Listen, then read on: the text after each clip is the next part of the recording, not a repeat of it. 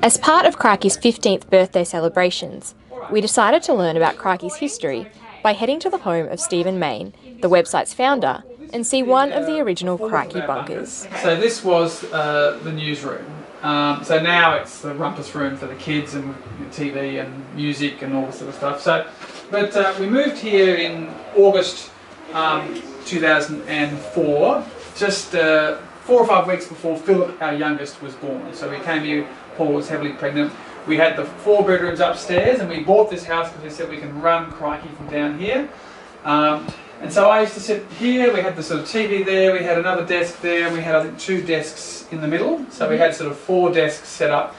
But because we were quite away from where the staff lived, quite often they were working from home, so it never really had that newsroom feel about it. And then we were getting into negotiations to sell, so it wasn't actually the best bunker here. It was the last, but it wasn't ideal because we'd moved a fair way from where all the staff were. Paula, Mrs. Crikey, was next door, and we can have a quick look at it next door. So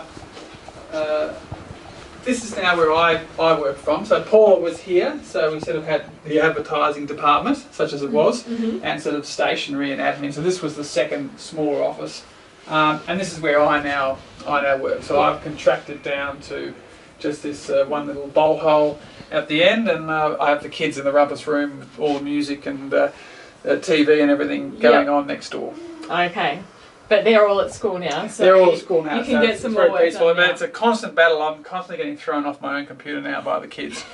So yeah, they say don't let your kids into your office, but it's just hopeless. Yep. So quite a tricky work environment here now with the kids dominating the screen time. Another important part of Crikey's history is the Crikey suit, which we had to see. Oh, this is it. I thought this was some kind of like joy of the kids. No, I pulled this out. So oh my goodness. This is the foam suit. So that's the screaming exclamation mark. As you can see, it's pretty tatty, so it's been stuck away in the cupboard. So probably needs a bit of sewing and tidying up. But yeah, so this was the one physical asset from the sale that Eric and Di didn't want. So they said I can keep the Crikey foam suit. I've still got a couple of T-shirts and some Crikey mugs and that's about it. But I think one day this will be a collector's item. Yeah, definitely. So we're going to hang on to it, and I haven't worn it for a few years, but I wore this at the launch. I wore this to the Quills one time. I wore this to a couple of AGMs.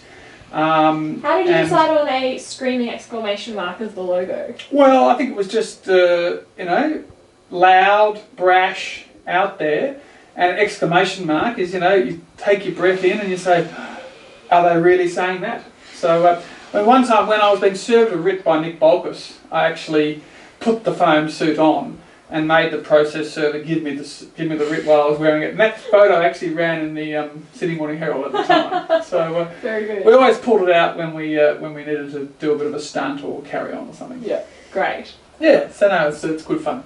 Very good fun. All right. Well, thank you very much for letting us into the Crikey bunker. That's right. We appreciate it. That's right. And perfect timing. Yeah, that's right. So the kids are going to come and take over now. Yes. Here he comes. We are in their space now. You can film Philip. Hey, Philip, come in here. Come here. So this is our eldest. So this is Philip. Hello. My eldest? This is our youngest, I'm sorry. This is Philip. So he was born, he's the reason we sold Crikey, because we said 3 kids, too hard. We can't manage all this, so... If you told that to every person who was watching Crikey, they would sue me. Who was like reading Crikey, they would be like, oh, I saw you. Alright. So, alright. Well, thank you very much for having us. Appreciate it. Alright.